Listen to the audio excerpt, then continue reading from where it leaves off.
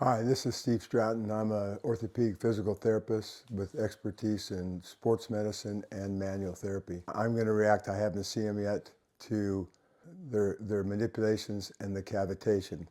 Okay, when they cavitate, it's where they put enough force that you hear the big, click or crack. Oh! Okay, in and out. Okay, so on this first one, he did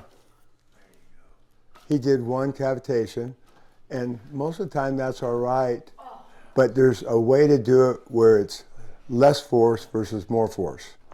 And when they do multiple, I'm going to tell you why I don't agree with that. Whoa-hoo-y! Okay, so this is, in my opinion, too much force. You don't have to do it that hard to get a joint to cavitate or to get the motion back, okay? And the reason I say that is I have one chiropractor here in San Antonio that's Gonstead trained, and I've had 15 of his patients sent to me from a physician that all 15 had to have surgery because he wiped out the disc, or he broke ligaments in the spine. And the interesting thing is, if you read the literature, they say, they don't have any of that. I tried to get all those patients just to go tell him so he would know that he hurt them. And he was very charismatic, and they go, oh, no, no. I said, I'm not talking about suing. I'm talking, I would want to know if I hurt somebody, and I know that he would. They wouldn't do it.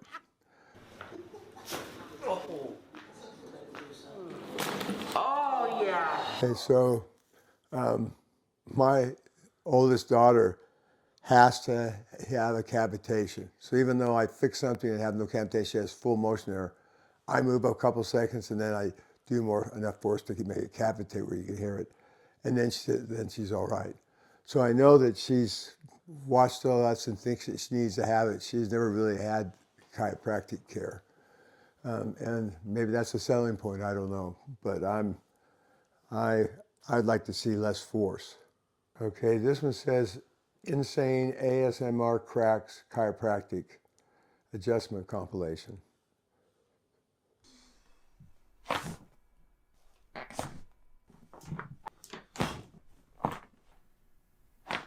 Oh.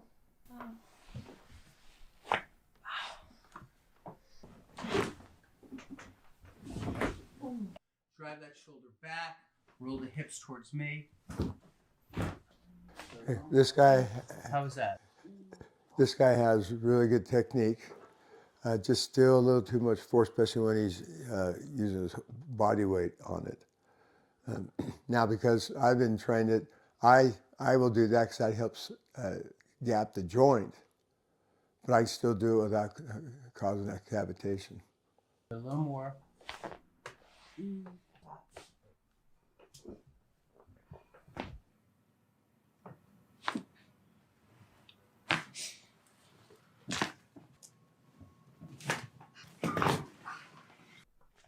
Almost all the patients are young females, so they're easy to cavitate because they're hypermobile. Almost all women are. And I have to admit, with my young therapists, if they're having troubles in doing it, I'll find someone that's hypermobile, that's young, and then they get the move, and that gives them more confidence that they can do it right. But I still go with, it's very hard to cavitate, to manipulate and not cavitate.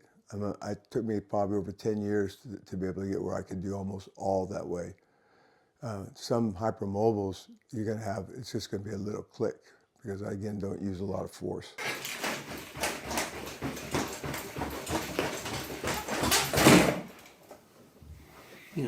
Holy moly.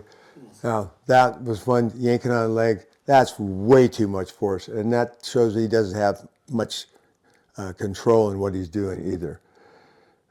It's another thing that when I see him do the AA joint, you know, that joint does 35 degrees each way of the whole rotation of your neck. But it also is the easiest one to compromise the vertebral artery.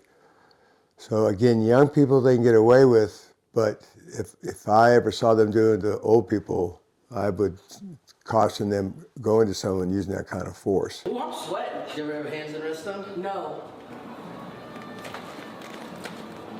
Just a little. Woo. He's getting up in there. Good. Whoa. Yep. Woo. Go down. Yeah, go down just a little bit.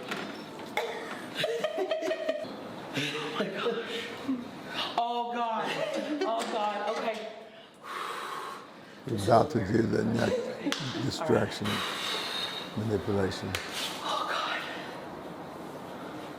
Oh. I don't know why I'm nervous. I know this feels amazing. Exactly. Oh God. Oh God.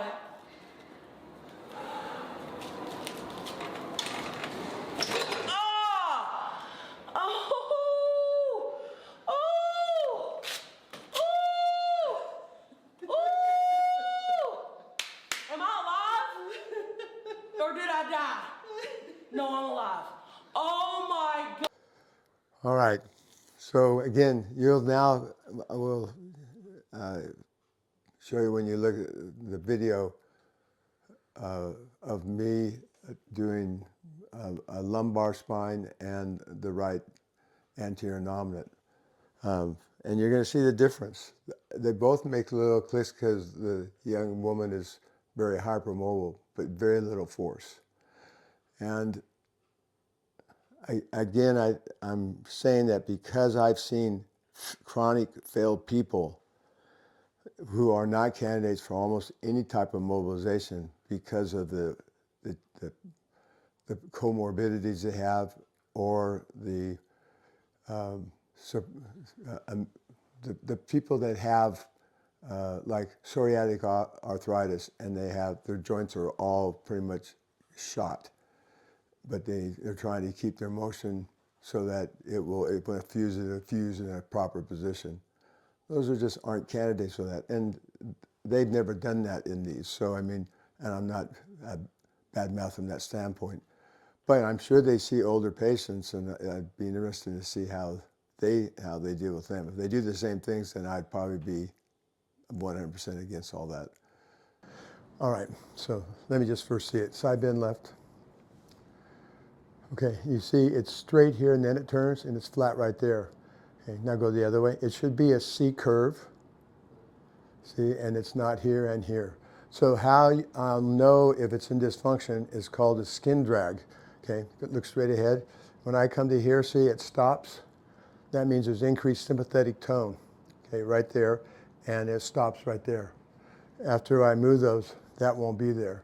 And that's called sympathocotonia, but this is very objective, and I learned it in the 70s, and now the new PTs that teach, they don't teach this at all, and that's really sad because you can look here and see it, and then you know you already have that. Now I got to know where it's stuck, okay? So now go on your tummy. You can see from there, see how this is more posterior than this one, okay?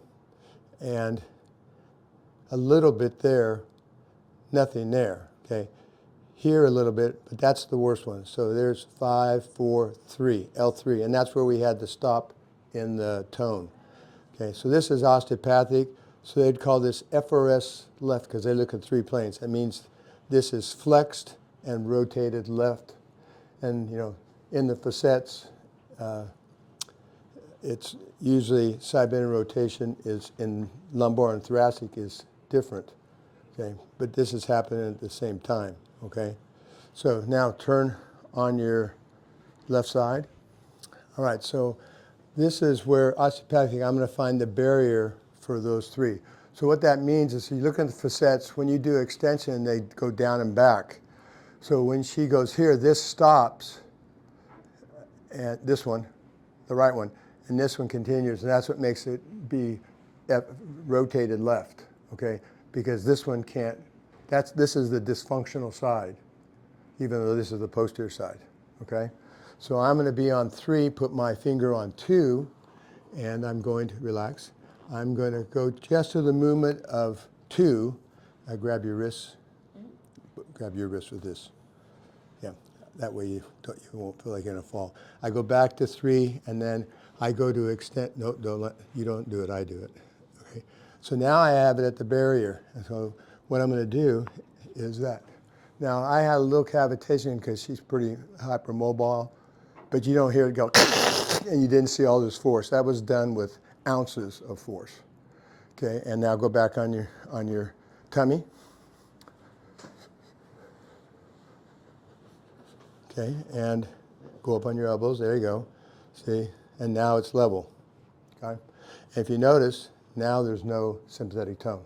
So that I know for a fact that worked, and it's also level. Okay, and that's osteopathic. I'll probably make people, the chiropractors, mad, but osteopaths can run circles around chiropractors, and it's because they look at all 3 planes. And I'm saying that because I'm trained from my son, who's a chiropractor, so I've seen how they do it, and they don't do the only one that really does biomechanics the best is Logan, a chiropractic in St. Louis.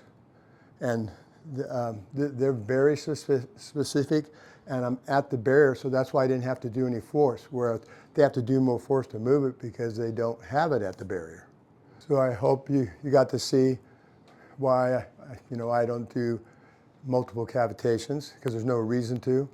And if you want to see more, you can look at my exercises that I'm doing on YouTube Shorts. And please subscribe. Hey, have a good day.